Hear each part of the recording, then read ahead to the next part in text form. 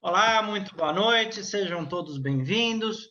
Com algum atraso, dado algumas dificuldades tecnológicas desse programa, que está com problemas de feriado, está com lentidão, o programa ficou preso na estrada.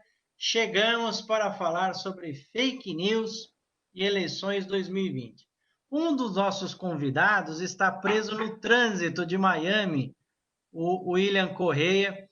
Eu vou contar essa fofoca só entre nós. O William, ele foi levar o filho para jogar tênis num torneio e ele não conseguiu chegar em tempo, mas ele estará conosco daqui a pouco, se o trânsito dele de Miami assim o permitir. Mas estou aqui com os nossos queridos amigos, professor Gaudêncio Torquato, sempre um prazer falar com o senhor, meu querido amigo de muitos anos, que me aguenta sempre, Heródoto do Barbeiro, e meu querido Ricardo Vieira.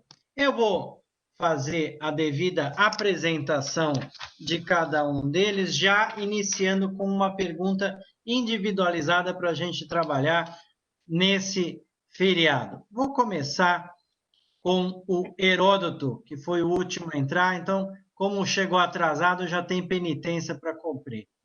O Heródoto Barbeiro, editor-chefe e âncora do Jornal da Record News, também nas redes sociais, autor de manuais de jornalismo. Começou a carreira jornalística na TV Gazeta e na Jovem Pan. Participou da criação da Rádio CBN, onde foi âncora e gerente de jornalismo. Na TV Cultura, apresentou vários programas, entre eles o Roda Viva. É autor de livros na área de Media Training, História e Budismo, mestre em História pela Universidade de São Paulo, em Jornalismo na Faculdade de Casper Libero e Direito pela FMU, além de ser professor emérito da ESPM. Boa noite, Heródoto, sempre um prazer estar com esse meu carinhoso amigo, sempre que eu chamo, ele está aqui. E para ter uma pergunta, aquecimento, falar de fake news.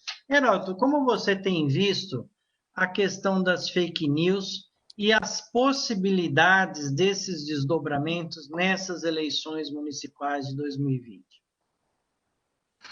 Olha, bom, primeiro eu queria pedir perdão pelo meu atraso, eu sou uma das pessoas que ficou atrasado, queria cumprimentar meus colegas participantes, muito obrigado pela gentileza. Mas olha, inicialmente queria dizer o seguinte, me parece que o termo fake news, logicamente, é um termo novo, é um termo da época aqui do computador, da época das comunicações digitais. Notícia mentirosa ou fake news, ela existe durante todo o tempo, não é? Eu vou citar um exemplo da história do Brasil, se não me falhar a memória. Em 1924, o candidato a presidente da República era Venceslau Braz.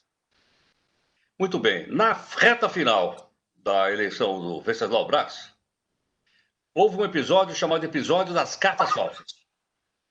Um jornal lá do Rio de Janeiro publicou uma carta do Venceslau Braz, descendo o cacete nos militares e também naquele pessoal que vinha já fazendo movimento tenentista nessa época. Por pouco, não houve um levante militar contra ele, porque a carta foi publicada na primeira página do jornal, e mais, a carta era falsa. A letra da cara, alguém imitou a letra dele, mas aquilo foi publicado de uma forma tal que causou uma convulsão e uma ameaça de golpe político no país, para impedir que ele tomasse o poder. Venceslau Braz, em 1922, salvo engano. Então, esse episódio, chamado episódio da Carta Falsa, se tivesse acontecido hoje, seria uma fake news. Na época, era um episódio da Carta Falsa. Um outro exemplo que eu acho que os nossos companheiros aqui também conhecem, em 1937 houve também uma publicação de uma outra fake news. Qual é? Atribuiu-se, então, um chamado Plano Cohen, que era um plano que os comunistas estavam desenvolvendo no país para tomar o poder em 1937. Isso deu a alavanca para que o Vargas desse um golpe de Estado em 37 e implantasse o Estado Novo. Também era fake news. Depois, em 1946, daí para frente, eu já era nascido. Aí, então, o que acontece? Ocorre que aí se descobriu o seguinte, não é nada disso. Esse tal plano Cohen foi escrito por um capitão, salvo engano, pelo Mourão Filho, que depois participa do golpe de 64. Salvo engano. Então, qual é a diferença entre essas duas fake news e outras tantas? Se eu pegar, por exemplo, a Europa, no período que antecede a Primeira Guerra Mundial e a Segunda Guerra Mundial, a imprensa francesa era chamada de imprensa amarela ou imprensa marrom. Por quê? Porque publicavam coisas absolutamente inexistentes, a favor de um lado e a favor do outro lado. Então, na minha opinião, qual seria a diferença entre uma coisa e outra? A diferença, na minha opinião, e está aqui o nosso professor para dizer se concorda ou não, eu acho que é uma diferença de ordem quantitativa, não é qualitativa. Por que qualitativa? Porque qualitativa é mentira. Não importa se é na Europa da antiguerra, se é aqui no Brasil, ou em outros acontecimentos internacionais que foram publicados. Agora, por que quantitativa? Porque hoje você tem ferramentas para divulgação de notícia falsa como nunca nós tivemos na história da humanidade. Uma quantidade imensa de pessoas é capaz de fazer isso, não só mais, meia dúzia de jornais, como era no passado. Você tinha pouquíssimos meios de comunicação. Então, a diferença, na minha opinião, ela é de ordem quantitativa, mas a qualidade dela é a mesma, ou seja, ela vem se repetindo ao longo da história. Eu quero colocar nessa nossa conversa o professor Gaudêncio Torquato, doutor em comunicação, jornalista, professor titular da Universidade de São Paulo, bacharel em comunicação social pela Universidade Católica de Pernambuco, doutor em comunicação pela Escola de Comunicações e Arte da Universidade de São Paulo, livre docente, professor titular do Departamento de Jornalismo e Editoração da ECA, da Universidade de São Paulo. Doutor Gaudêncio tem um currículo extenso, muito relevante. Só para falar o currículo do professor Gaudêncio, eu já levaria um programa. O que eu quero destacar é, fora tudo que eu já disse aqui, ele também recebeu o Prêmio ESSO de Jornalismo e de Personalidade de Comunicação. Professor Gaudêncio Torquato, seja muito bem-vindo, uma boa noite. Obrigado por atender o nosso convite. Época de fake news. O Heródoto, com todo o brilhantismo que lhe é peculiar, fez um retrato histórico sobre notícias falsas. Eu vou fazer uma provocação. As fake news, elas tomaram maior importância pelo fenômeno das redes sociais ou pela influência que elas conseguem chegar por conta da velocidade da informação nos dias de hoje? Boa noite, seja muito bem-vindo. Boa noite, amigos. Boa noite, Gonçalves. Boa noite, Heródoto, meu amigo. Boa noite, Lugar de Ricardo Vieira. Com muita satisfação, participo dessa live, desse encontro, para trabalharmos o conceito de fake news. Como o Heródoto já colocou muito bem, como historiador e brilhante, o fenômeno é um fenômeno que, vamos dizer assim, acompanha a política desde os tempos mais antigos. Fake news existiu desde o antes de Cristo, desde os tribunos romanos, desde os filósofos gregos. Nós vimos aí as mentiras, as dissimulações persistirem e continuarem ao longo de toda a história. Adiel Mazarino, por exemplo, escreveu um livro sobre breviários políticos, onde o livro, particularmente, é um ensinamento sobre o fake news, simula e dissimula. Então, é uma espécie de manual para a orientação de como se deve mentir. Cadiel de Richelieu, e aí por diante. Né? O Frei Nicolau Emerick, antes do surgimento da imprensa, já havia feito algumas observações sobre, por exemplo, como responder aos inquisidores, como fugir das perguntas dos inquisidores. Então, é um verdadeiro tratado de mentira. Eu estou, por acaso, recolhendo tudo isso, que estou escrevendo exatamente nesse momento, um livro sobre política e poder e a retórica desde os tempos mais antigos até hoje. Muito bem. Então, evidentemente, as mentiras, as dissimulações, as fake news se sofisticaram ao longo do tempo. Vimos a época da escrita, vamos dizer assim, que era onde elas tiveram uma importância. Depois veio a época do rádio e, por último, da imagem da televisão. E, evidentemente, a cada ciclo do desenvolvimento da comunicação, da escrita para a eletrônica, nós vimos a sofisticação, evidentemente, aí, do uso das fake news. Agora, por que as fake news hoje elas têm tido uma importância maior do ponto de vista, vamos dizer assim, da visibilidade, do debate, da polêmica? Ora, porque nós entramos na era da internet.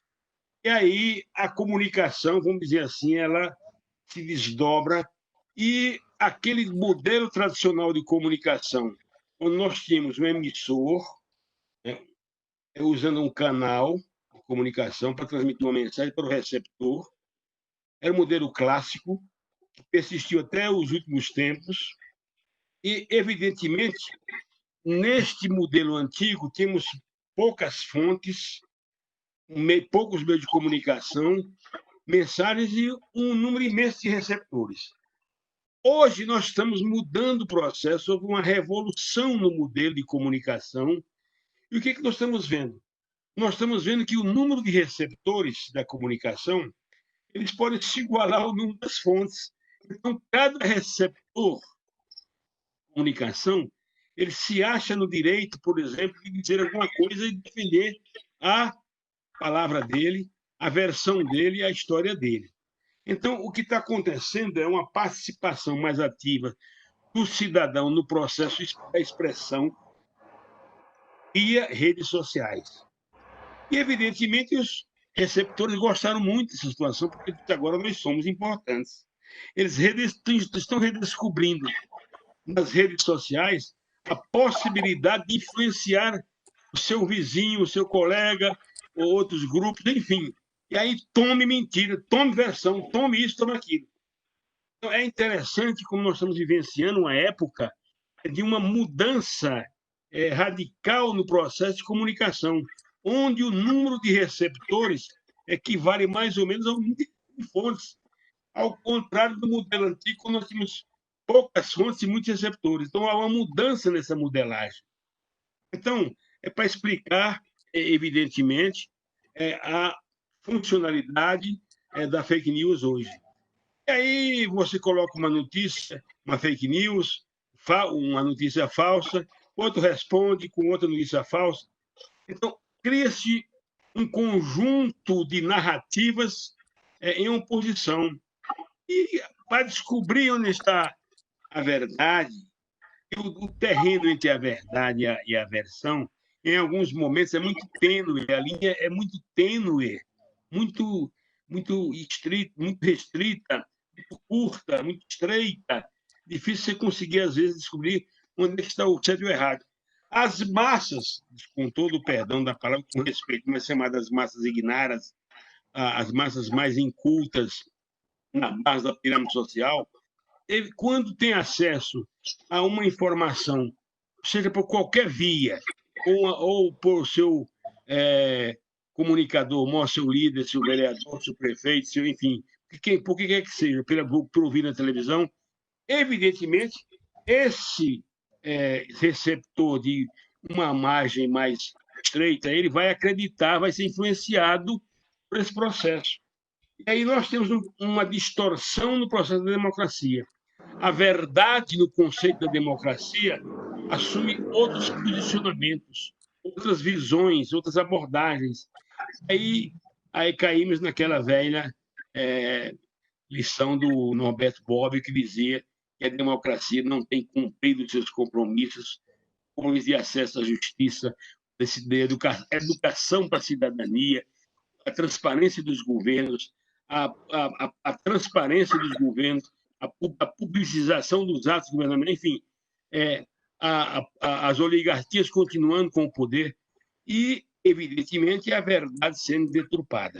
Então, é um conceito de distorção da democracia. Mas concordo com essa visão, o Heródoto nos deu aqui uma pequena aula sobre o que ocorreu ao longo da história, e eu estou complementando aqui com o conceito de ciência política.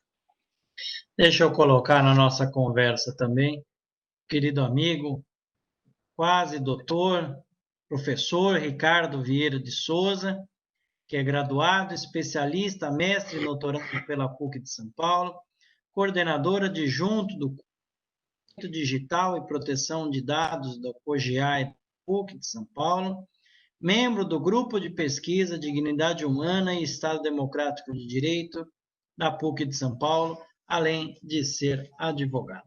Doutor Ricardo, pergunta aquecimento para quebrar o gelo aqui também. Nós percebemos, nós leigos, não o Heródoto, o Gaudêncio e o senhor, mas nós percebemos a nocividade das fake news com o uso de robôs para massificar informações falsas na eleição americana de Donald Trump. Há no Brasil essa capacidade de uso de robôs para perturbar uma informação ou como para complicar, como o professor Gaudêncio falou, de você não conseguir perceber o que é falso e o que é verdadeiro, porque o professor Gaudêncio e o Heródoto sabem muito bem disso. Na política, quando você tem que explicar alguma coisa, você já perdeu. Seja bem-vindo, muito boa noite. Muito obrigado, Antônio, meu dileto amigo. Ao professor Gaudêncio, boa noite, Heródoto, e a todos que nos assistem aí pela internet. Nós estamos falando de internet e a internet hoje é a causa de muitas questões e uma delas é a questão relacionada a fake news. A internet, o avanço das telecomunicações, eles foram fundamentais. E hoje a gente tem essas lives, os webinars pela internet, que facilitaram aí muito durante esse período, e estão facilitando durante esse período de pandemia, se dão pelo avanço da globalização, enfim, e também pela questão tecnológica que nos permitiu isso. Só que a internet ela é muito curiosa, porque hoje muitos dos conflitos que aconteciam na sociedade antiga passaram a existir na internet. Por exemplo, antes, quando os vizinhos de porta de uma cidade pequena fofocavam com alguém, espalhavam, entre aspas, uma fofoca falsa, isso não tinha o poder de disseminação como tem hoje. Poder de disseminação instantâneo. O Antônio falou sobre as eleições americanas. A gente tem aí relatórios do FBI informando que a eleição sofreu um processo muito grande de interferência. E hoje, no Brasil, a gente também teve, na eleição de 2018, um processo de interferência, enquanto que empresas privadas foram objeto de investigação, estão sendo objeto de investigação na Polícia Federal pelo disparo massivo de mensagens. E, como o professor Gaudêncio falou, existem algumas pessoas que estão mais suscetíveis a interpretarem essas mensagens e acreditarem nelas. Só que isso é uma coisa. Um segundo problema é o compartilhar essa desinformação, essa informação falsa. E o poder do compartilhamento é um problema muito sério, porque em poucos minutos várias pessoas acabam tendo ciência de uma notícia falsa, e aí a gente depende da nossa grande vacina no momento em relação a isso, é a imprensa tradicional, os trabalhos que vêm sendo desenvolvidos para desmentir essas situações. Mas, respondendo a sua pergunta, Antônio, eu posso falar que sim, no Brasil já existe tecnologia suficiente para disseminar essas notícias falsas, e agora, principalmente nas épocas de eleições, isso acaba se tornando algo muito mais comum, além de ser muito lucrativo para essas empresas, porque elas recebem por quantidade de disparos. Heródoto, nas eleições do Trump e o desdobramento das eleições, com a vitória dele, ele se tornando presidente dos Estados Unidos, ele inaugurou uma forma relativamente inusitada para um presidente da República e amplamente copiada pelo nosso atual presidente, que é o de se comunicar por uma rede social, que é o Twitter. E o Trump se tornou o presidente Twitter, comandando mais mensagens de acesso à população do que qualquer outra coisa.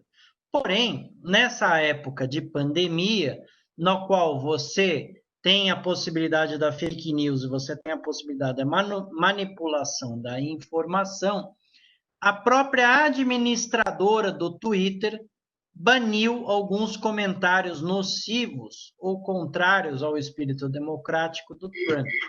E aqui no Brasil, o mesmo Twitter encerrou ou suspendeu algumas contas de pessoas ligadas ao atual presidente por disseminação de fake news. Inclusive, um grande apoiador do presidente, dono de uma rede de lojas que teria assumidamente feito propaganda indevida ou fake news para esse governo. Como você encara essa disseminação de fake news legalizada através dessas redes sociais como o Twitter? Olha, de novo, às vezes a gente olhando um pouquinho para a história, às vezes a gente entende um pouco mais para exemplo. Você diz, bom, o Trump usou, então, uma rede social para falar diretamente com os eleitores. O Bolsonaro usa quinta-feira, acho que é quinta-feira que ele tem uma live, e ele fala diretamente com as pessoas que querem acompanhar. Isso não é deles no Brasil. O Vargas criou a chamada Voz do Brasil, e a Voz do Brasil foi exatamente o mesmo processo, por incrível que pareça. Ou seja, ele queria falar com a população brasileira sem depender da intermediação do jornalista e dos veículos de comunicação. Na época, jornais e rádios. Então, quando ele cria o programa dele, ele fala diretamente com o povo. As pessoas na época, o professor Gaudêncio conhece isso melhor que eu, se reuniam em casa para ouvir o radinho lá, para ouvir a Voz do Brasil. E ele ia lá, trabalhadores do Brasil. Ele falava diretamente. Ele tirou a intermediação dos jornalistas. Ele tirou a intermediação dos veículos de comunicação. É verdade que era um período de ditadura. Mas esse método de falar diretamente com o povo, que é uma característica do chamado populismo, não é invenção brasileira, ela vem da Europa também. E na primeira fase lá, três décadas do início do século XX. Os cidadãos lá, os ditadores europeus também falavam diretamente à população. O Hitler através da Deutsche Welle e outros. Então esse fenômeno não é novo também. Eu volto a dizer, qualitativamente é a mesma coisa. Quantitativamente é diferente, porque agora eu tenho uma quantidade de ferramentas imensa, uma possibilidade inacreditável de falar diretamente com a população de uma maneira geral. E dar a minha versão dos fatos. Depois, quem quiser correr atrás, vai correr atrás. Mas só para completar esse raciocínio. Eu acho que essa questão envolve diretamente a questão da cidadania. Duas fases. Primeiro, eu, como cidadão, tenho que perguntar o seguinte: será que é verdade? Segundo, se eu tiver em dúvida, eu não posso divulgar isso. Eu não posso compartilhar no meu WhatsApp. Eu não posso compartilhar no meu Twitter. Eu não sei se é verdade. Mas para isso eu preciso de uma educação que é o quê? Que é a cidadania. Como é que eu vou colaborar para divulgar uma coisa que eu não sei se é verdade ou não? Ainda que aquilo que esteja publicado pode ser coisa que eu pense, ou que eu acredito, ou que eu apoio. Não posso. Primeiro ponto. Segundo, é o seguinte, que foi citado rapidamente. É o seguinte, em dúvida, eu vou olhar o chapéu. Então, se o chapéu for de credibilidade, eu aceito. Se for o seu João das Couves, meu amigo, eu vou botar os 4 pés atrás, não os 2. Então, se eu ver um chapéu lá, escrito BBC, pô, tá dizendo que morreu não sei quanto. Foi publicado na BBC, meu. Você acredita? Sim. Ah, mas foi o seu João das Couves. Ah, não. Eu vou investigar, eu vou saber. Mas, às vezes, dada a facilidade que nós temos hoje da comunicação, como disse o Torquato, eu nem penso nisso. Eu olho, concordo e pimba na minha rede social e aquilo vai embora. Isso eu estou colaborando, às vezes intencionalmente, às vezes não, para a divulgação de uma questão falsa. Pode ser na eleição do Trump, pode ser do Bolsonaro, pode ser na eleição municipal agora. Mas, volto de novo, trata-se de uma questão de cidadania acima de tudo. Professor Gaudêncio, o senhor que é um profissional experiente de marketing, já fez muito processo eleitoral, se o seu candidato, e para um marqueteiro, o uso da fake news é uma ferramenta que pode auxiliar o candidato ou uma má utilização pode prejudicar uma campanha, inclusive do seu próprio cliente? Olha aqui, eu sempre tenho dito, marketing político não ganha campanha. Quem ganha campanha é o candidato. Marketing político pode ajudar ou pode desajudar quando, evidentemente, é mal feito, produzido.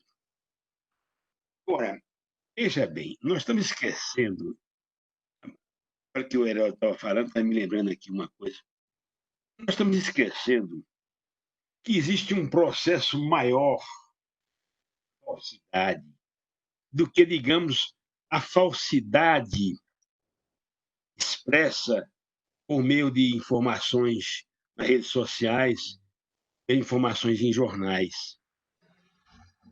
Gente, o Estado Espetáculo é uma figura criada pelo Roger Guerra Schwarzenberg, que escreveu um belo livro chamado O Estado Espetáculo.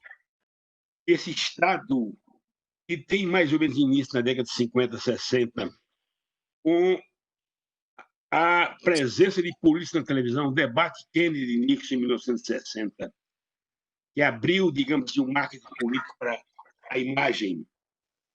Eles começaram a aparecer de maneira intensiva nos meios de comunicação, particularmente na televisão.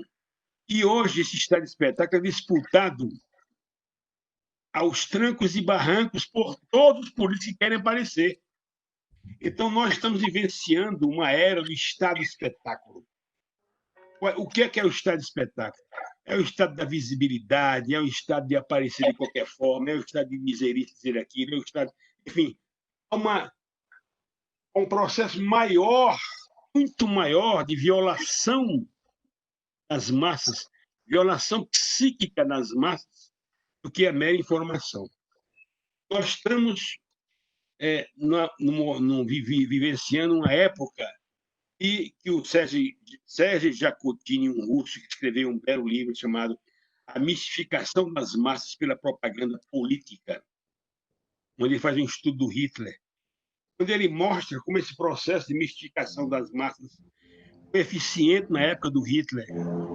Continuou e continua até hoje. O processo de mentirização, de mistificação, de mentira, de violação das massas, nos discursos políticos, nos palcos, todos os políticos querendo tirar proveito da linguagem, não só da linguagem falada, da estética, do comportamento, até dos gestos, a paralinguagem, digamos assim, até as piadas, os siliques da vida.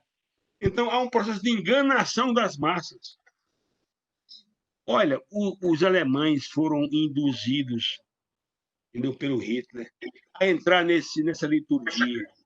Tudo era programado pelo filólogo Goebbels. Ele era filho do filólogo. Estudou profundamente essa questão da imagem, da palavra, da semântica e da estética.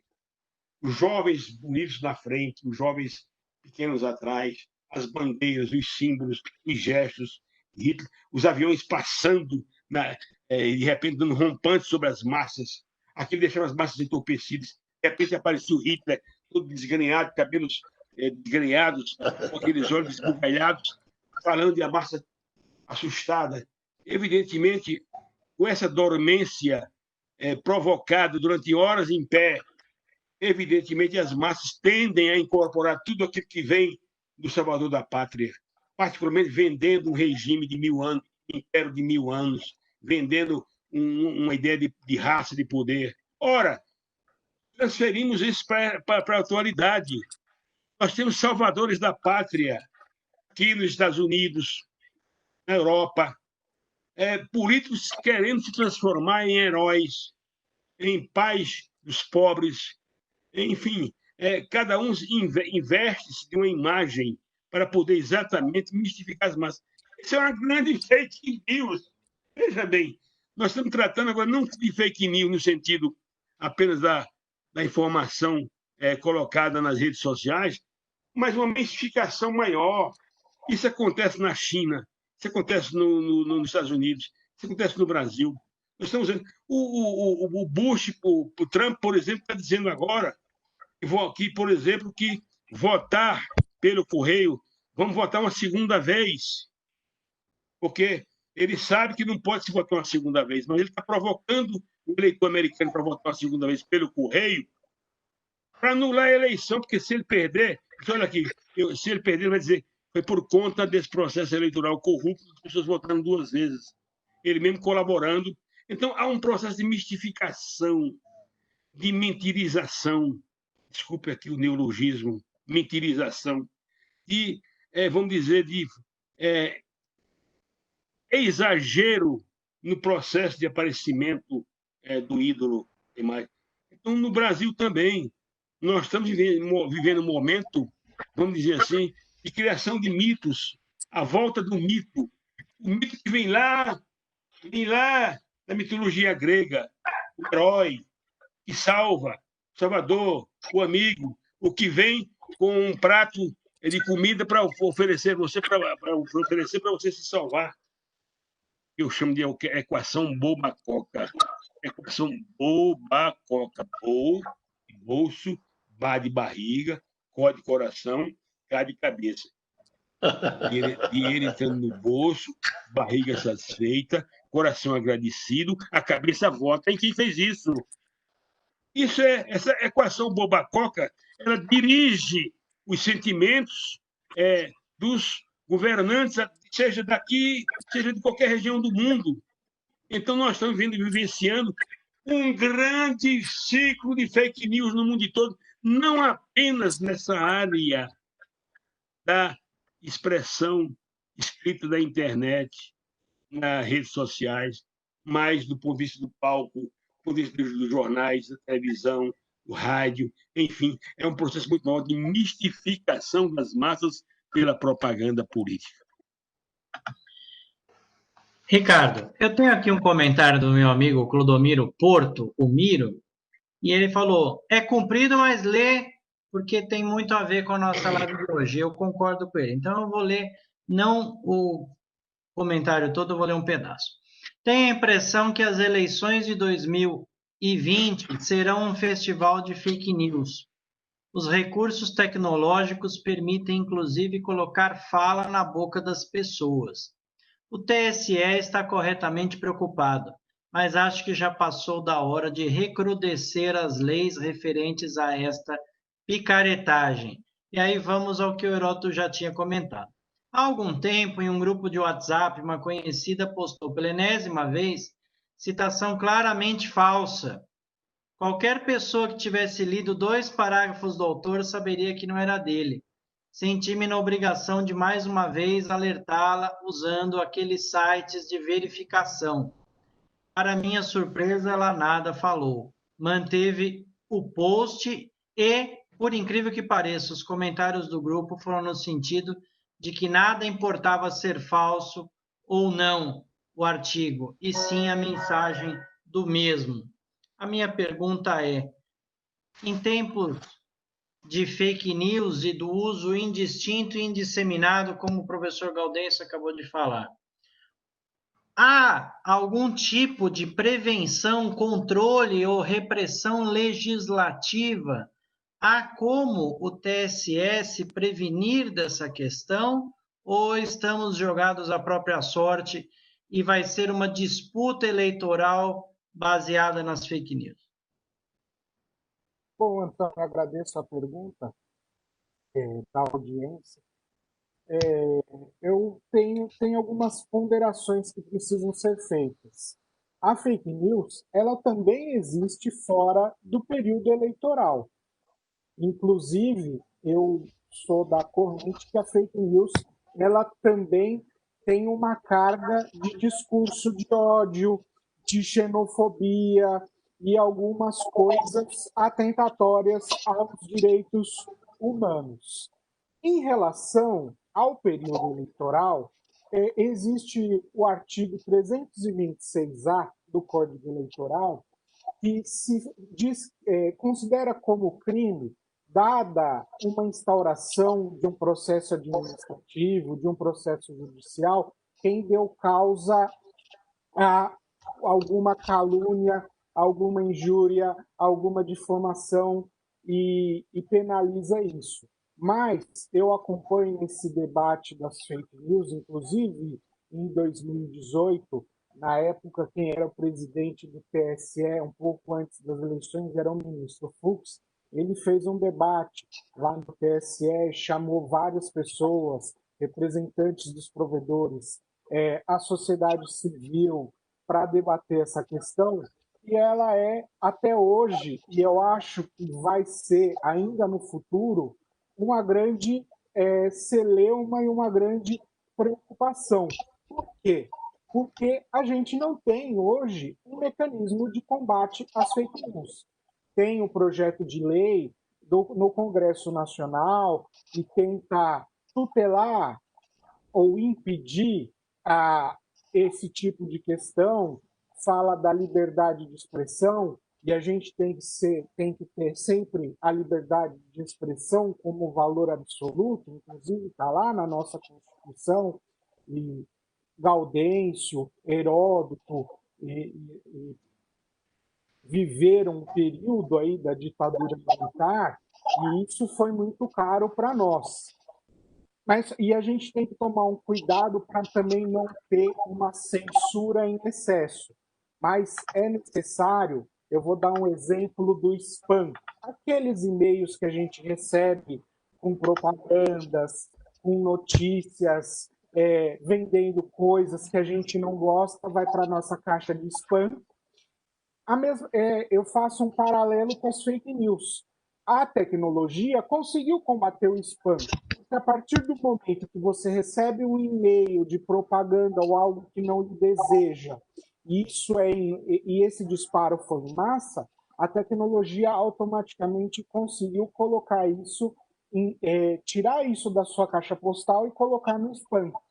É a mesma coisa com as fake news. Existe, além da legislação, eu acho que existe a necessidade de um aprimoramento das redes sociais, e eu faço uma crítica muito grande a elas, porque elas precisam moderar essas questões. As questões de disseminação, de notícias falsas, de desinformação, elas acontecem também porque as redes sociais elas permitem, apesar de ser as redes sociais serem pessoas jurídicas privadas, é necessário sim uma intervenção do poder público, uma intervenção legislativa, porque isso ocasiona danos. Eu dei um exemplo de que muitas notícias falsas atentam contra a dignidade humana. Notícias falsas, por exemplo, falam que uma pessoa é criminosa, a pessoa é linchada, morre, e foi por conta de uma notícia falsa que as outras pessoas acreditaram. E eu concordo muito com o Heródoto quando ele fala que é um problema de cidadania, realmente é um problema de cidadania. E as pessoas elas precisam pensar antes de compartilhar qualquer coisa. E a gente, como comparativo, muitos dos golpes que ocorrem na internet são porque as pessoas clicam em coisas indevidas, em links indevidos, são instaladas vulnerabilidades nos computadores e acabam tendo seus dados capturados, são vítimas de golpes financeiros. Então, eu acho que existe uma necessidade de uma educação digital. E falando do TSE, eles deveriam insistir, porque eles falam do recadastramento biométrico. Toda época de eleição eles têm campanhas aí na grande imprensa televisiva, na internet. Eles precisam fazer uma campanha de educação para conscientizar a população sobre o problema das notícias falsas, que é um problema de cidadania, como disse o Heródoto, e é um dever do Estado fornecer meios com que as pessoas consigam se defender disso. Faz parte do processo educacional, do processo de civilização das pessoas.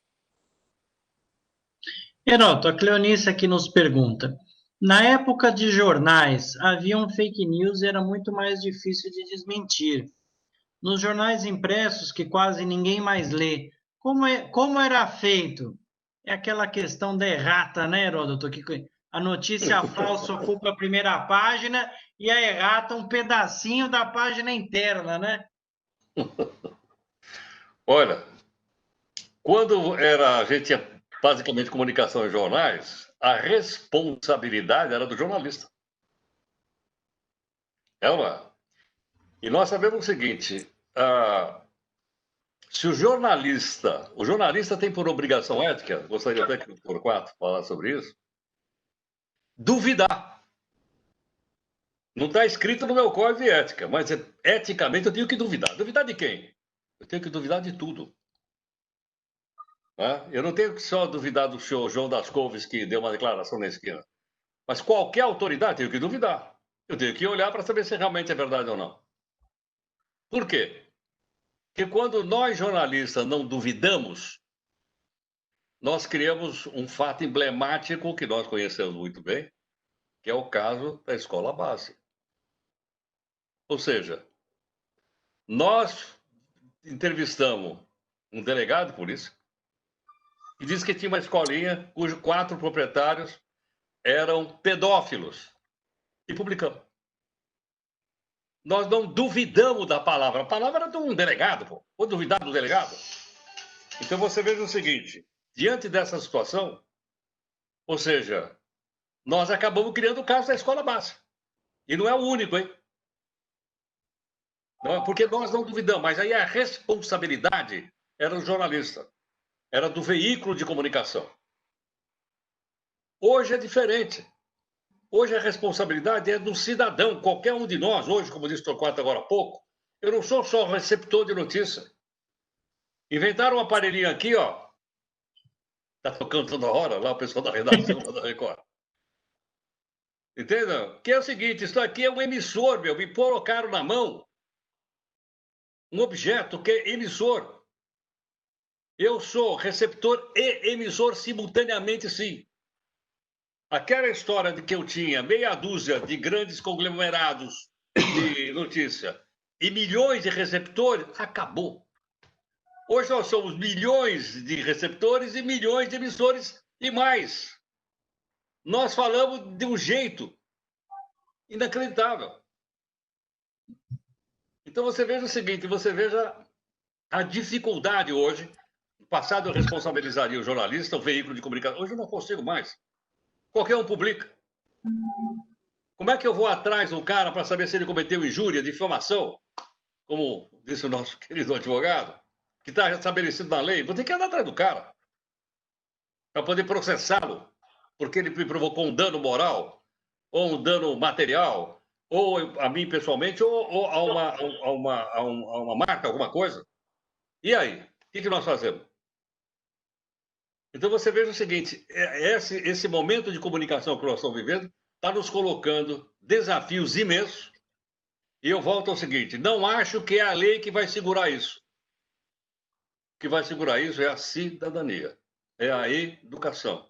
É a gente entender o seguinte, se eu não duvidar, se eu publicar qualquer coisa, eu posso colocar em risco a democracia, eu posso colocar em risco os direitos humanos, eu posso colocar em risco a reputação de uma pessoa que não me fez mal. Nenhum.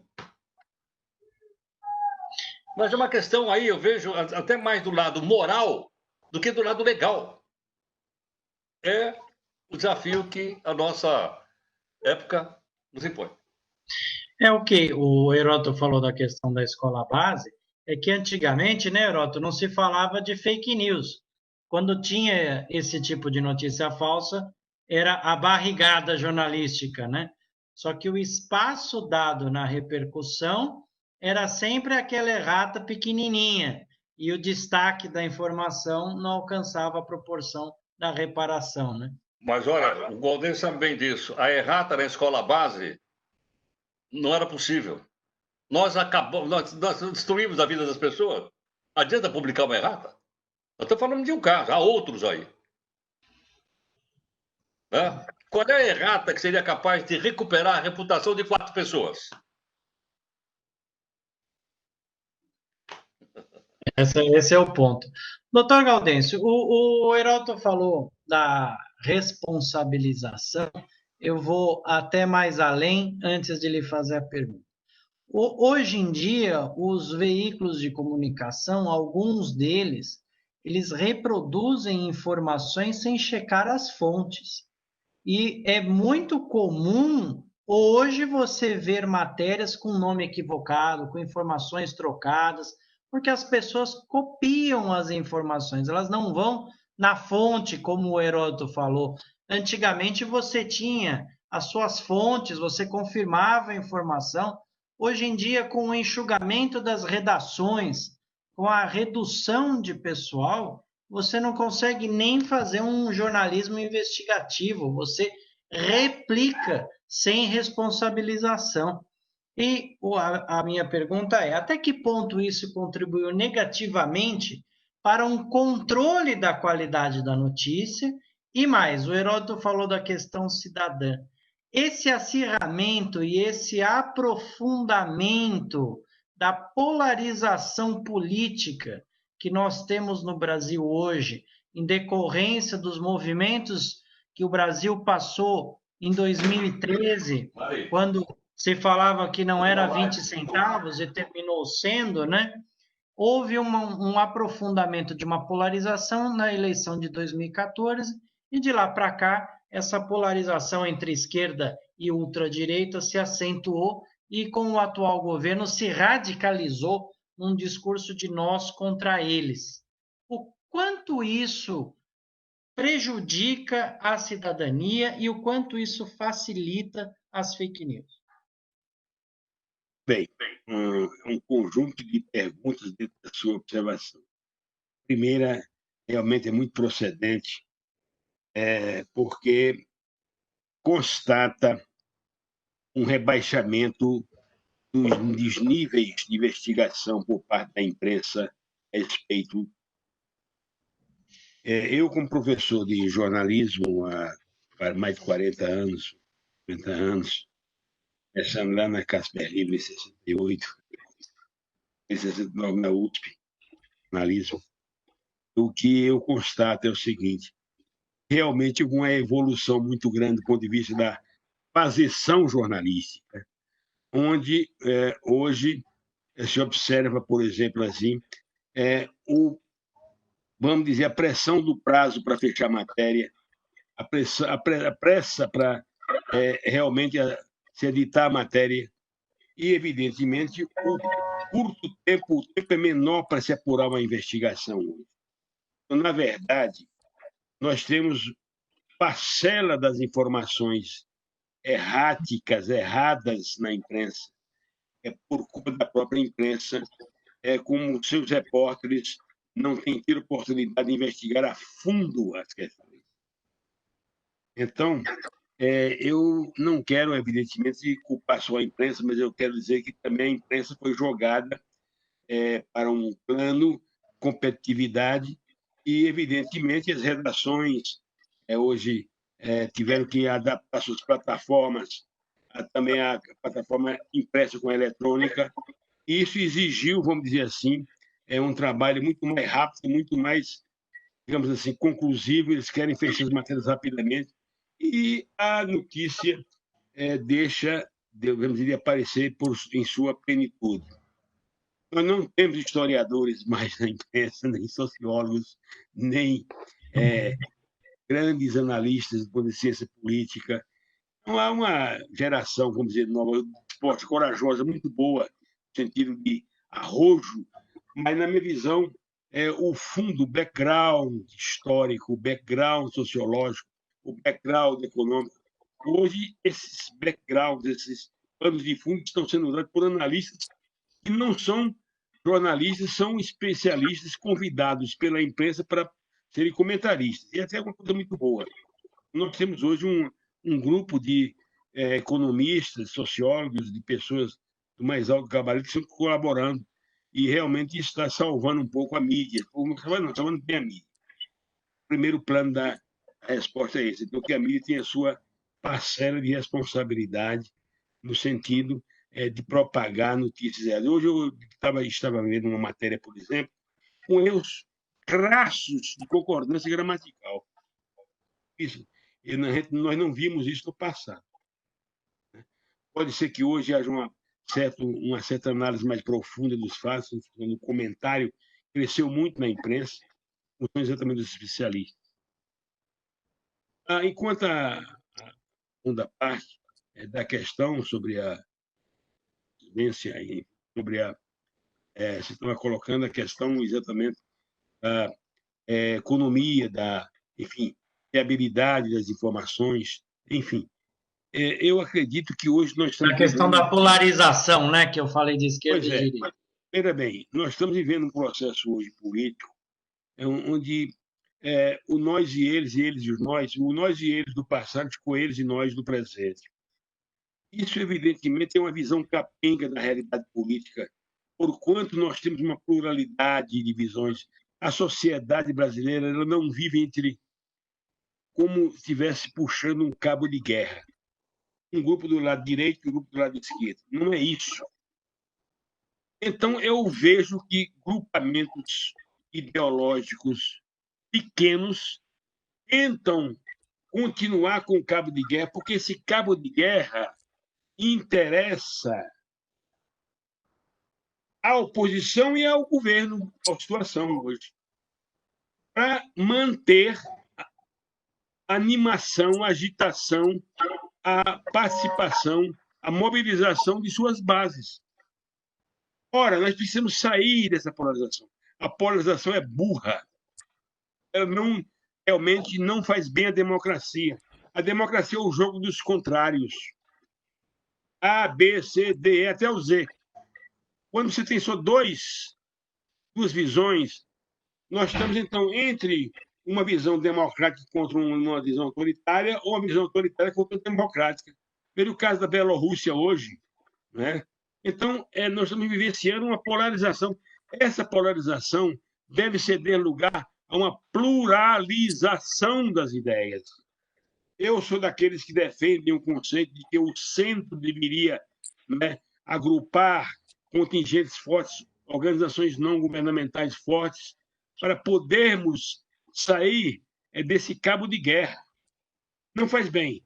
Agora, que é do interesse de A e B, ou de B e A, entendeu? Nós sabemos que essa polarização é do interesse. Vamos lutar por uma pátria onde todos possam ter liberdade de expressão, sem censura, com direitos. E eu vejo isso muito viável, porquanto eu vejo a organicidade social no Brasil muito bem. Nós nunca tivemos tantas ONGs, organizações não governamentais, quanto hoje. Mais de 500 mil ONGs no Brasil hoje. 500 mil ONGs, afora aquelas informais. O que significa que a sociedade, ela, vamos dizer assim, rejeitando a área política, a esfera política, dando as costas à esfera política, ela vai se refugiar na ONG, na sua entidade de referência, no sindicato, na associação, na federação, no movimento social. Tanto que os movimentos sociais têm sido responsáveis pela mobilização de rua do país. Não são mais partidos políticos. Acabaram-se os comícios no Brasil, não tem mais essa movimentação de massa. Esqueçam os candidatos possibilidades de comício nessa campanha eleitoral deste ano. nem vamos dizer, live míssil. O míssil via live, cantores fazendo propaganda, vai ser possível. Porque, evidentemente, é uma mistificação, vamos dizer, das massas. E, evidentemente, o Tribunal Superior Eleitoral está certo em proibir live míssil. Tá proibir. Então, vamos ter pequeno. Eu acho que o eleitor precisa. O eleitor está sendo muito observador, muito crítico, muito exigente, e o candidato precisa ter uma palavra de compromisso com o eleitor. Não adianta ser candidato de Copa do Mundo. O que é candidato de Copa do Mundo? Aparece apenas em 4 em 4 anos. Então, vamos deixar essa situação para o passado. E eu acho que precisamos, aproveitando, inclusive, o ciclo da pandemia, para mudar os valores, os costumes, os padrões da política. Eu acredito que essa pandemia está trazendo, além, evidentemente, do grande aviso que está dando, que todo mundo é igual, e que pobre é igual, isso é um grande aviso que está dando, ela também está contribuindo para a expansão, vamos dizer assim, do civismo, a expansão do valor cívico. Então, vamos ter uma sociedade melhor organizada e mais exigente. Eu acredito que nós vamos ter novos costumes e os padrões da política, da velha política, vão mudar. Doutor Ricardo, deixa eu só pedir licença, porque eu estou preocupado com o Heroto, que eu sei que ele vai entrar ao vivo no Jornal da Record. Heroto, quanto tempo nós temos aí com você? Que horas são agora? São 8h17. Eu acho que eu posso ficar até umas 8h30. 8h30. Então, Ricardo, posso fazer 2 perguntas para o Heroto e aí a gente libera o Heroto? Então tá bom. Heroto, a Cleonice gostou de você, viu? Porque ela faz umas perguntas polêmicas sempre na sua vez, viu?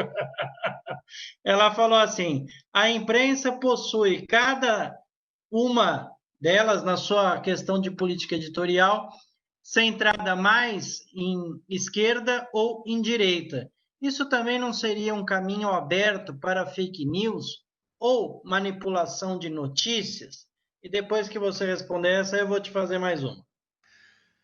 Bom, a impressão que eu tenho é o seguinte: a internet trouxe não só problemas, eu acho que ela trouxe coisas maravilhosas também. Agora há pouco eu disse que foi colocado na mão do cidadão o direito de ele ser emissor de notícia. Aliás, eu acho o seguinte: em um determinado momento, eu sou emissor de informação. Eu ia atravessando a rua ali agora há pouquinho, vi um carro atropelar uma pessoa, tirei uma foto e coloquei na minha rede social. Passei uma informação, que é a matéria-prima bruta do quê? Do jornalismo. Vamos supor que, ao invés de eu tirar só a foto, eu paro, tiro a foto, converso com o motorista, converso com o atropelado, converso com a testemunha, converso com o pessoal que foi lá atender e chego à conclusão de que realmente o cara não podia ter atravessado porque o farol estava vermelho para ele. E publico dizendo o seguinte: o cidadão foi responsável porque atravessou a rua com sinal vermelho. Em outras palavras, se eu sei transformar informação em notícia,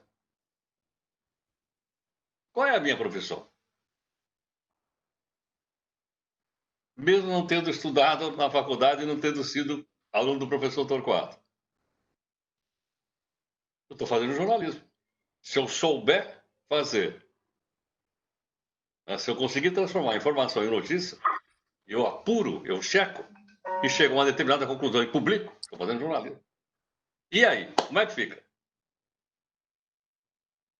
Essa é uma questão importante a gente pensar. Antes, eu tinha poucos meios de comunicação. Hoje todos nós temos seu próprio meio de comunicação. Se vai ter repercussão ou não sei. Mas vai ser publicado. É o empoderamento digital, né, Heródoto? Mudou isso. Mudou muito. Agora, obviamente, eu volto àquela questão. Vou só acreditar se o telhado lá, a cobertura, tiver credibilidade. Se não tiver credibilidade, eu não vou acreditar. Não é? Então, isso, de certa forma, colocou também os veículos de comunicação, de uma maneira geral, no mundo em xeque. Está todo mundo em xeque. Não é só papel e tinta. Há outros exemplos históricos que acabaram no passado. Não é só papel e tinta. Aqui na frente da minha casa tem uma banca de jornal.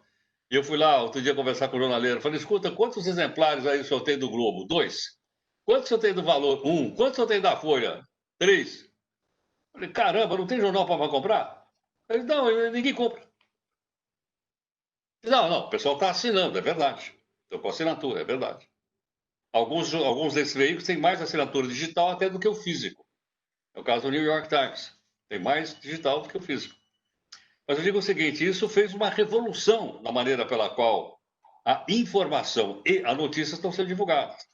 E a impressão que eu tenho, não sei se vocês concordam ou não, com isso não é mais possível esconder notícia. Quando eu tinha meia dúzia de veículos, ou a censura do Estado, ou a censura comercial, ou a censura política, ou a autocensura, opa, peraí, isso aqui não vamos pôr. E não dava, e não acontecia. E a sociedade não sabia. Hoje, você não consegue segurar mais. Como é que você vai segurar? A questão volta àquele começo, saber se é verdade. Mas você não consegue mais segurar a notícia como segurava no passado. Porque há multiplicidades, né, de pontos de divulgação de notícia hoje que são infindáveis. E mais, não só em língua portuguesa.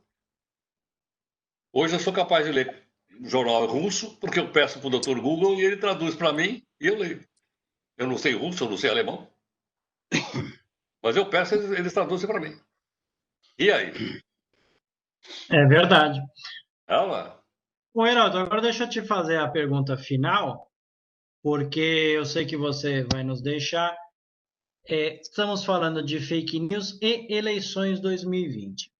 O presidente eleito, ele vem com um discurso conservador de extrema direita e o partido que ele fazia parte nas eleições de 2018 consegue emplacar grande quantidade de deputados, consegue fazer 4 senadores e tem uma bancada expressiva. Agora, o atual presidente não tem um partido, mas ele tem uma ideologia. As eleições municipais, elas não mudam a legislatura, mas elas reforçam a estrutura de poder. Lembrando que esse movimento bolsonarista fez 12 dos 27 governadores. Você acha que essa onda conservadora de extrema-direita continuará nessas eleições municipais? E mais do que isso, eu vi que 40% da força policial resolveu arriscar a sorte aqui em São Paulo, arriscar a sorte nas eleições, nessa onda de maior clamor por segurança pública. Isso, ao mesmo tempo, também não desguarnece o Estado, que não consegue repor, porque não tem concursos, não tem dinheiro para trabalhar o déficit gigante que nós temos nas polícias. Queria a sua opinião sobre tudo, aproveitar que essa é a sua última intervenção. Olha, realmente é melhor perguntar isso tudo para o professor Torquato. Isso depende de uma análise, logicamente, de caráter político. Né? Apenas para encerrar, queria dizer o seguinte. Qual é o partido político que tem um programa definido que a gente saiba? Com 35 partidos, como é que você vai ter um programa? Nenhum. Eu acho que os partidos políticos, ideologicamente, de esquerda, direita, de centro, social-democrata, de quatro, eles acabaram. Os partidos políticos acabaram. Eles são hoje instituições, sobrevivem porque tem uma ajuda de quase R$1 bilhão para eles se manterem. Tem quase 2 bilhões para gastar nessa campanha agora, são 3 bilhões de reais. Não abriram mão de um tostão para jogar no auxílio emergencial, qualquer outro auxílio. 3 bilhões. É como se eles vivessem em outro planeta. Como é que um partido desse vai bater na porta das pessoas para falar qualquer coisa? Se o cidadão tiver um pouquinho de consciência, perguntar, escuta, quanto o seu partido recebeu aí para bancar a sua campanha? Salvo exceção, um ou outro partido que não recebeu, mas a maioria esmagadora. Então, na minha opinião, os partidos hoje estão parecendo os sindicatos até um tempo atrás. Quantos nós tínhamos? 17 mil sindicatos, salvo engano. Então, o que eles representavam? Pouca coisa. Mas os dirigentes sindicais estão lá há 30 anos, 35 anos, por aí afora. Os dirigentes partidários também estão lá há 30 anos, 35 anos. Porque ainda recebem. Ainda é uma carreira econômica. Agora, quanto à mensagem, eu acho que o maior exemplo foi a última eleição. Eu me lembro de um determinado candidato à presidência da República dizer o seguinte: não, fica tranquilo que quando começar o horário gratuito no rádio, na televisão, eu vou matar a pau. Eu tenho um latifúndio lá, sei lá, 15 minutos o cidadão tinha. E pegou lá em 6º lugar. E outro que tinha 30 segundos no rádio, na televisão, ganhou a eleição. Olha o que está acontecendo. E olha o que vai acontecer agora. É um desdobramento. Aliás, eu acho até que de uma maneira muito mais intensa, porque a tal da internet não para de mudar. Eu acabei de entrar aqui nessa live com você, eu nunca tinha feito uma live via o aplicativo que você me mandou. Existem N aplicativos de live, então muda todo dia. É todo santo dia. Está mudando. A Guerra Fria hoje está sendo disputada em cima das redes sociais e da pandemia, mas também das redes sociais. O governo diz: não quero mais saber do TikTok aqui. Ou você compra o TikTok ou não vai ter mais TikTok aqui. Porque o TikTok é chinês, fala mandarim, eu falo inglês. Então eu acho que nós vamos ter uma surpresa, não sei. Torquato, melhor nada, eu não consigo fazer nada, estou falando como cidadão. Nessa eleição, de novo, com as redes sociais. Ainda não começou. Ainda não começou ainda. A campanha eleitoral não estou vendo ainda. Não recebi pouquíssima coisa. Pouquíssima. Candidato a prefeito. E outra coisa. Nós vamos ter uma quantidade enorme de candidatos a prefeito, não é isso, Torquato? Porque agora o partido não pode mais fazer coligação. Eu suponho que aqui em São Paulo vamos ter uns 15 candidatos a prefeito ou mais. Então, vem aí um desafio para o cidadão, mais um desafio para o cidadão, para o eleitor, para escolher nessa barafunda toda aqueles que melhor, com os quais ele melhor se identifica. Heroto, queria agradecer a tua Eu que participação. agradeço. Você já ficou mais tempo do que combinado. Eu que Queria agradeço. deixar um abraço para o amigo. É sempre bom falar com você. Espero te ver num futuro próximo e uma ótima apresentação para o jornal logo em breve. Quando acabar a nossa live, ligue no Record News que o Heroto lá estará esperando por você. Obrigado. Obrigado, Heroto. Boa noite. Fica com Deus. Professor Gaudêncio, o Heródoto passou a bola para o senhor na questão da análise política das eleições de 2020.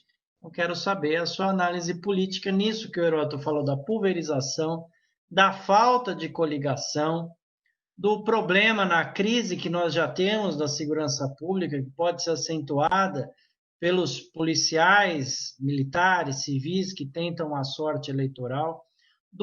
O senhor falou da falta de elitização do povo, da falta de cidadania do povo, que o Heródoto falou. O povo vota nesses representantes das polícias numa falsa esperança ou numa real esperança de que eles sejam bons políticos, mesmo não tendo a menor tradição, o que pode ser uma grande furada, porque um excelente policial pode não ter experiência nenhuma política e não conseguir realizar nada. Ou seja, para variar, Gaudêncio, eu fiz 394 perguntas e agora é com você. Olha aqui, eu vou ser quase didático aí, nessa linha, em vez de tentar pontuar. Primeiro, a renovação, na minha visão, vai ser muito grande este ano na eleição municipal. Ou seja, o eleitor será mais crítico, mais exigente e não vai votar apenas porque a pessoa fala bem ou é isso ou aquilo. na minha visão, compromisso, a palavra compromisso estará em primeiro lugar. Segundo, uma campanha despojada, menos recursos, mais sincera, mais objetiva. O candidato vai ter que gastar menos recursos e mais sola de sapato. Terceiro, o discurso deverá ser muito curto, objetivo e, evidentemente, voltado para focos. Primeiro foco, saúde. Segundo foco, mobilidade urbana ou segurança pública. Entendeu? Transporte, perdão, mobilidade urbana, já falei. Então, prometer aquele obras mirabolantes, grandes, acabou-se essa fase. Dos 5.570 prefeitos a serem eleitos, na minha visão, a grande parte será renovada. Qual é o perfil? É um perfil asséptico, vida limpa, passado decente. Não adianta você chegar com... Mesmo um cara muito endinheirado que queira comprar o voto do eleitor, isso até pode acontecer em alguma região, não no país, mas, na minha visão, o eleitor vai tentar dobrar essa situação. Outra coisa, o contato com o eleitor. Vai ser muito difícil nessa pandemia você ter reuniões mais gerais, vai haver um certo cuidado no contato interpessoal. É possível que em 15 de novembro já haja uma certa mobilidade, uma flexibilidade no contato, mas, na minha visão, ainda haverá um medo muito grande. Então, essa campanha ela será realizada sob o medo da pandemia. Outra coisa, municipalizar a campanha ou nacionalizar? O que significa isso? Nós vamos ter uma campanha onde a polarização que você colocou vai continuar a predominar na eleição municipal, ou nós vamos ter eleições municipais? Evidentemente, esses dois aspectos vão ser considerados. Em algumas capitais, metrópoles, cidades grandes e capitais, nós vamos ter uma campanha também polarizada, como se diz, entre nós e eles. Ou seja, vai haver uma certa nacionalização da campanha. Nos pequenos feudos, perdão, nos pequenos municípios, é possível que a campanha seja só municipalizada, sem absolutamente interferência do discurso nacional. Terá sido uma campanha mais municipalizada e não nacionalizada. Outro aspecto a se considerar o eleitor, ele, na minha visão, está se despregando cada vez mais dos seus blocos partidários. Vai ser uma eleição onde o ser individual vai predominar sobre o ser partidário. A figura física do candidato vai predominar sobre a figura jurídica do partido. Em algumas capitais, por exemplo, você vai ver a própria notícia de imprensa, por onde se candidatando, e você pergunta de que partido são, ninguém nem sabe de que partido são. Então, o partido vai ficar no segundo plano. Essas são algumas considerações a fazer, e, evidentemente, eu queria me referir ao amigo Heródoto Barbeiro, muito bem, que já saiu, fazer minha homenagem para ele, foi realmente aluno meu na Casperina, em 61, 69, quando ele já era professor de História, trabalhando aí no cursinho, lá no meu próprio prédio, e trabalhando na Jovem Pan, e assistia aula à noite lá comigo, na Casperina. Um grande abraço para o meu amigo Heródoto. Essas considerações que eu queria fazer. Doutor Ricardo, eu peço desculpas que eu tive que censurar não é uma boa palavra, mas eu pulei a sua vez indelicadamente, mas viu que foi por um justo motivo, porque o nosso querido Heródoto tem que apresentar um jornal ao vivo e eu não queria que ele fosse embora sem manifestar a sua opinião sobre o cenário eleitoral vindouro. Peço desculpas, mas para compensar a minha falta de educação e cortesia, agora o senhor está em maus lençóis, que eu vou lhe fazer 3 perguntas consecutivas, para compensar. Pergunta 1. Na fala anterior do professor Torquato, ele falou da falta de checagem de informações por parte das redações, ele falou que houve um enxugamento das redações e a falta de tempo nessa velocidade de informações para você conseguir verificar a fonte. Com base nisso, qual é a responsabilização do jornal e o que o professor Gaudêncio acabou de falar, na pessoa jurídica do jornal, por uma notícia falsa, uma fake news, uma notícia equivocada, ou até se na polarização de uma notícia que leva o leitor a erro, se há algum tipo de responsabilização. Já quer que eu faça as outras duas ou quer responder setorizado? Não, posso responder já. Então vai. Foi, Acabou essa, eu já mando mais uma. foi citado o exemplo da escola base. Inclusive, semana passada, a gente lá no nosso crédito do doutorado de processo penal, com o professor Marco Antônio Marques da Silva, a gente estava discutindo, inclusive, o caso da escola base. E foi colocado até pelo Heródoto, de forma brilhante, existe sim responsabilidade do veículo jornalístico, né? O caso da escola base, os veículos de imprensa, todos que divulgaram, eles foram condenados à indenização. Só que aí tem um grande porém. A indenização, ela não vai suprir o que aconteceu. Essas pessoas já tiveram as vidas devassadas. E vou trazer também uma outra questão que a gente tem que ponderar. Vou falar da minha área, vou puxar sardinha para a questão da internet. Os provedores, por uma disposição do Marco Civil da Internet, eles não são responsabilizados por danos ocasionados por terceiro. Essa é a regra geral. Eles só serão responsabilizados por danos ocasionados por terceiros se existir alguma negligência, por exemplo, de não cumprir uma ordem judicial, por exemplo, divulgação de fotos fotos pornográficas de menores de idade. Nesses casos, aí ele tem que diligenciar de uma maneira maior, seja na questão dos menores de idade, seja na questão de remover conteúdo por ordem judicial, para não ser responsabilizado. No passado, antes do Marco Civil da Internet, existia sim a responsabilização por parte dos provedores. Eu vou dar um exemplo muito famoso, inclusive penalizou a internet como um todo, que foi aquele famoso vídeo da Daniela Sicarelli, que foi divulgado no YouTube, ela tendo, digamos assim, uma relação mais acalorada com um namorado numa praia da Europa, no verão europeu, e aí ela ingressou com uma ação contra o YouTube e pediu uma indenização por conta dele ter divulgado, mas e também pediu cancelamento do YouTube no Brasil. E aí muito se discute essa questão...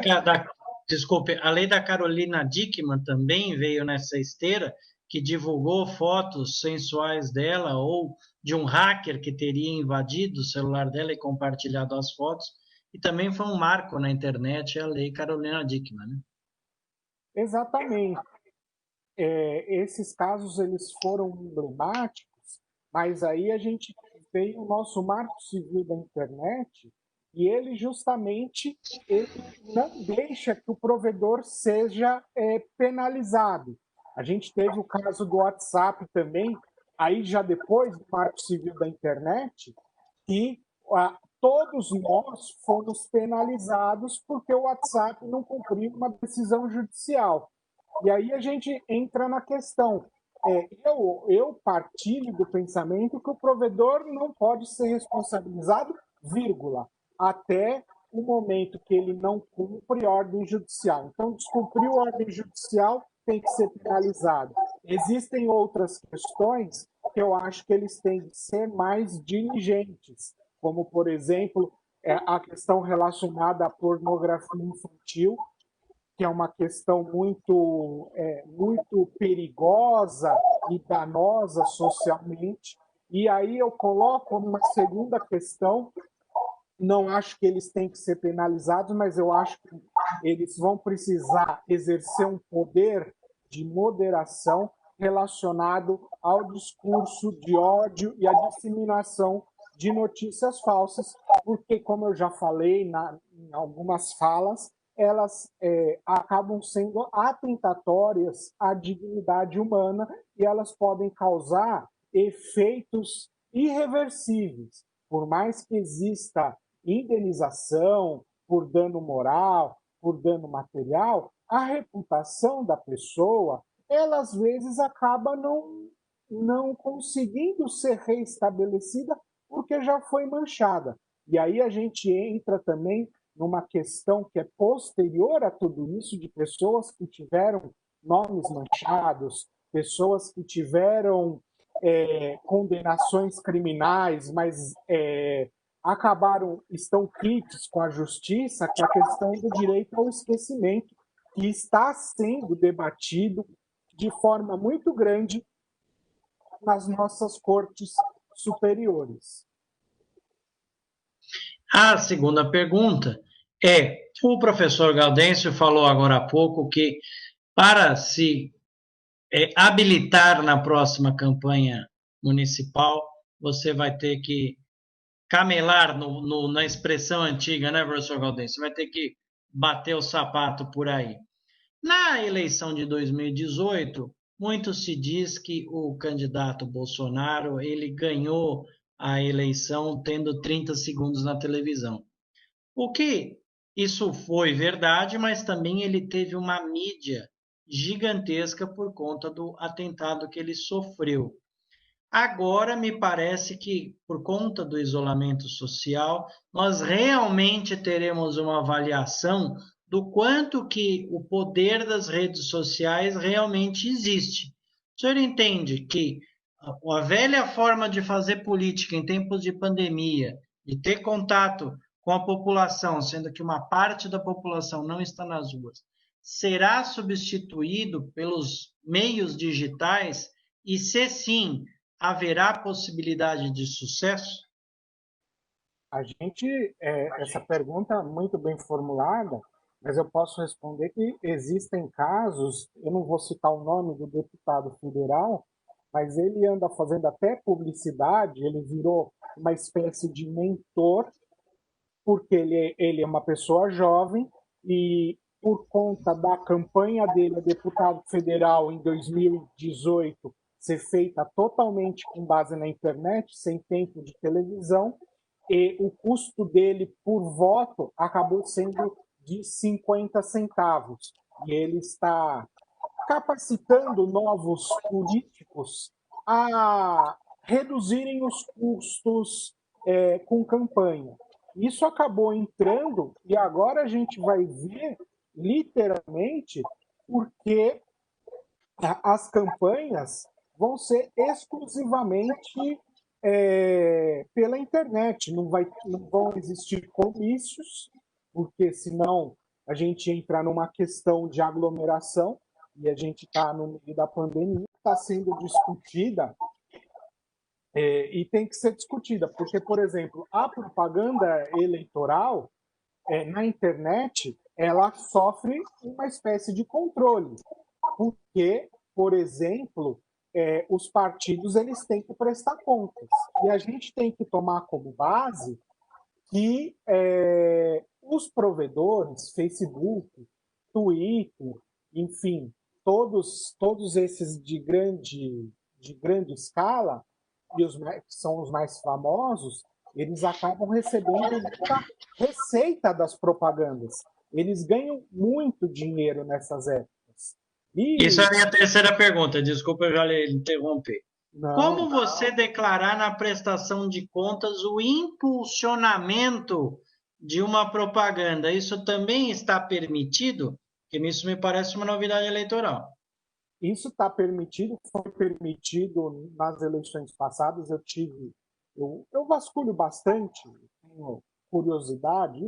Eu considero menos que 1% das pessoas que fazem isso. E é uma iniciativa interessante do TSE de divulgar, primeiro, os gastos de campanha dos políticos. E, segundo, a questão do patrimônio deles. Então, isso são informações que a gente começa a ter como base para formar nossa opinião como eleitores. Tá? As informações de campanha, de divulgação, esses posts patrocinados, o Facebook, o Twitter, eles emitem lá uma nota fiscal e elas são remetidas à Justiça Eleitoral.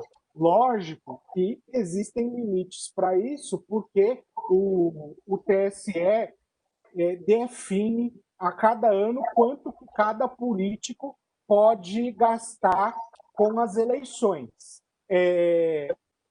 Isso é definido, e se não fosse, acabaria sendo até injusto, porque quem tem mais poderio econômico pode gastar mais e impulsionar a sua campanha política de forma melhor do que quem tem menos dinheiro. Mas a gente está caminhando num contexto de redução do custo de uma eleição.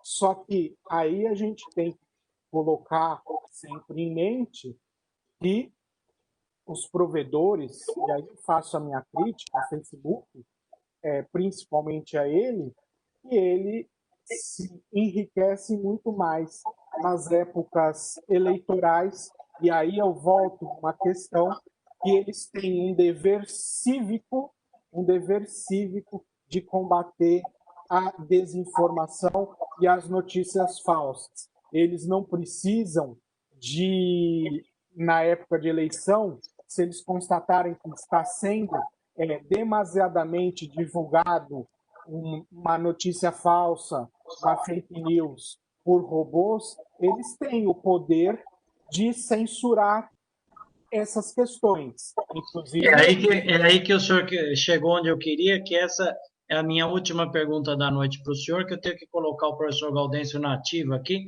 senão ele vai reclamar que eu não estou falando nada aqui. Como o nosso programa também está chegando ao fim, deixa eu lhe fazer a última pergunta. O uso indistinto e imoderado dos robôs para derrubar uma campanha para uso de fake news. Até que ponto, nessa eleição de 2020, tanto nos Estados Unidos como no Brasil, podemos responsabilizar os grandes provedores de redes sociais, como Facebook, Twitter, WhatsApp e etc. E já quero te agradecer também pela sua participação, foi muito rica, e pode avisar em casa que está aprovado e que eu vou querer a participação do meu querido amigo Cid já, hein? Muito obrigado, uma boa noite ao senhor. Obrigado.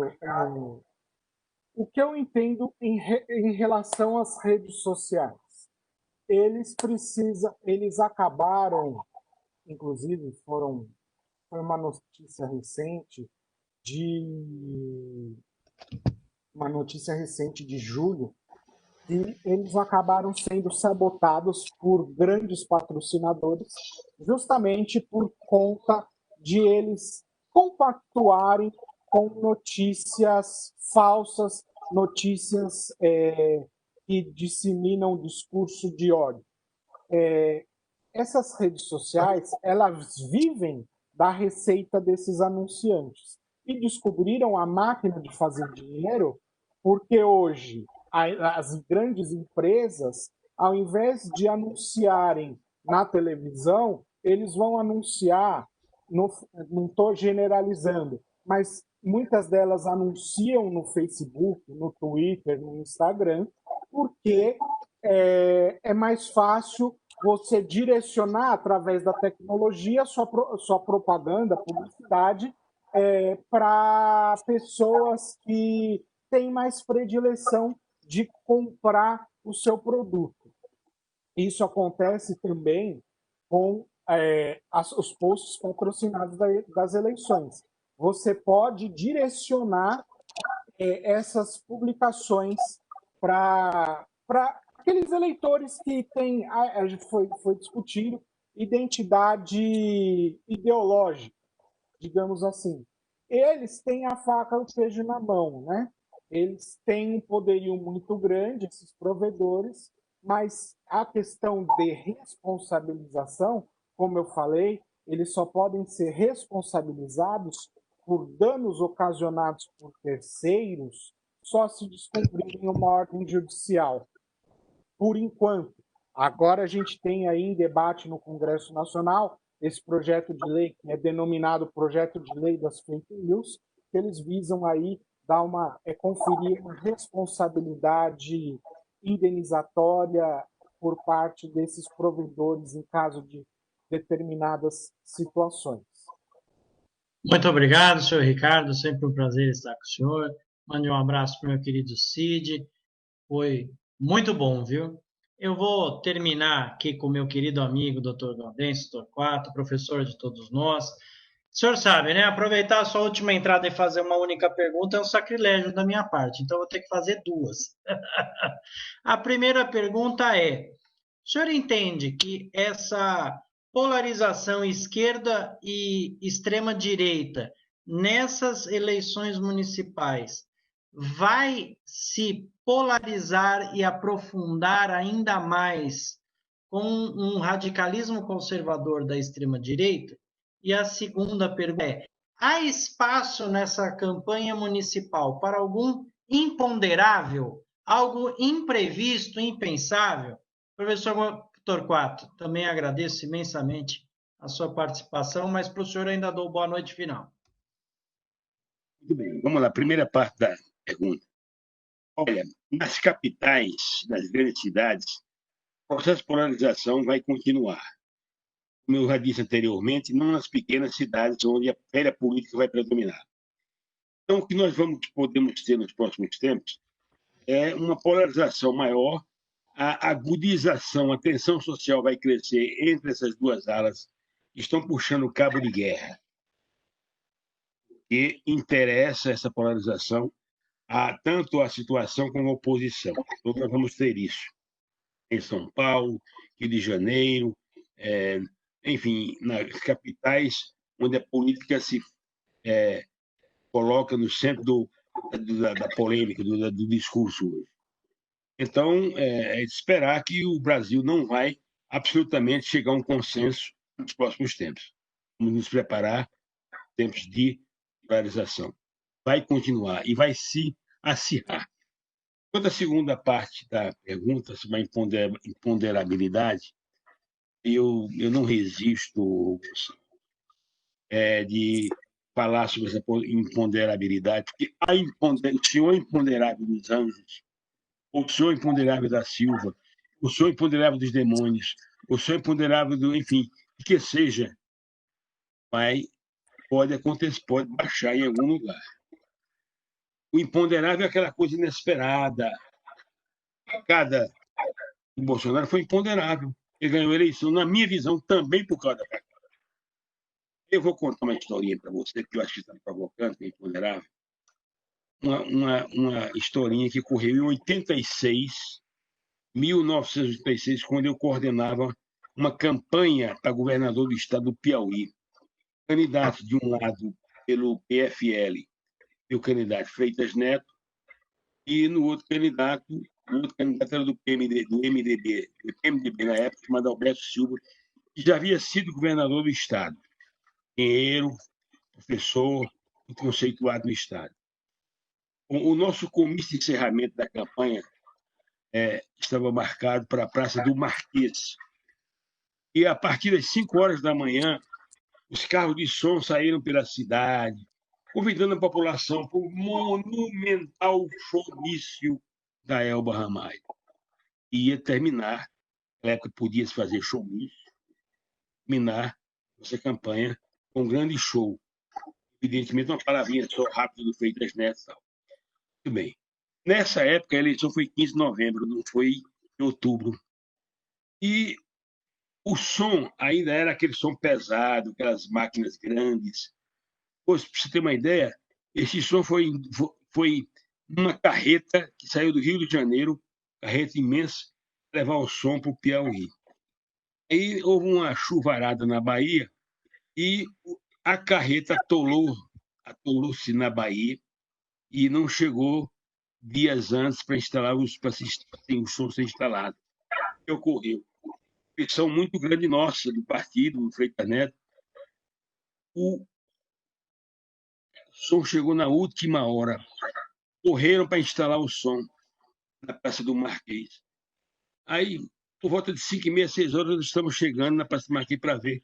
E eu vi aqueles eletricistas instalando o som, aqueles cabos grossos, imensos. E começou a cair nesse momento um toró, como se diz no Nordeste, mas um toró. Daqui a pouco, o que eu ouço, pipoco por todos os lados. Pá, pá, pá, pá, pá, pá, pá. O som pifou. Houve um curto-circuito, com a chuva, houve um curto-circuito. E aí o som pifou. Aí o Ramalho chega para a gente e diz: sem som eu não canto. Como? É o começo e encerramento da campanha, pelo amor de Deus, Elba, por favor. Não, não canto. Chegamos para ela, imploramos, ela disse: eu só vou cantar uma música, então me arranja aí um acompanhamento.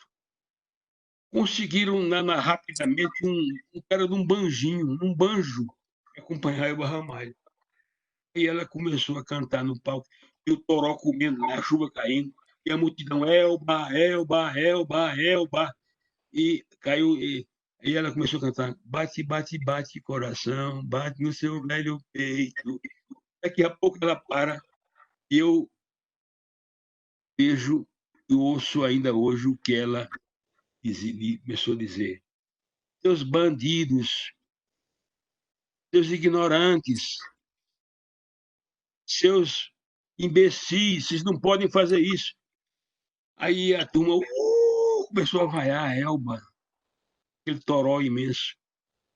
Eu fui procurar saber o que estava acontecendo e vi a cena, que na minha visão é uma das cenas mais interessantes da área do marketing político. Eu contei já essa história algumas vezes nos meus livros. Eu vi a cena. No meio da turba, o toró caindo, a turba tinha lá um jumento no meio, abriram a boca do jumento, enfiaram uma garrafa de cachaça na boca do jumento. Quando ela viu aquilo, protetora dos animais, que era no Rio de Janeiro, na Associação de Proteção dos Animais, ela ficou revoltada. Ela começou a dar um carão, puxar a orelha da multidão. Vaia.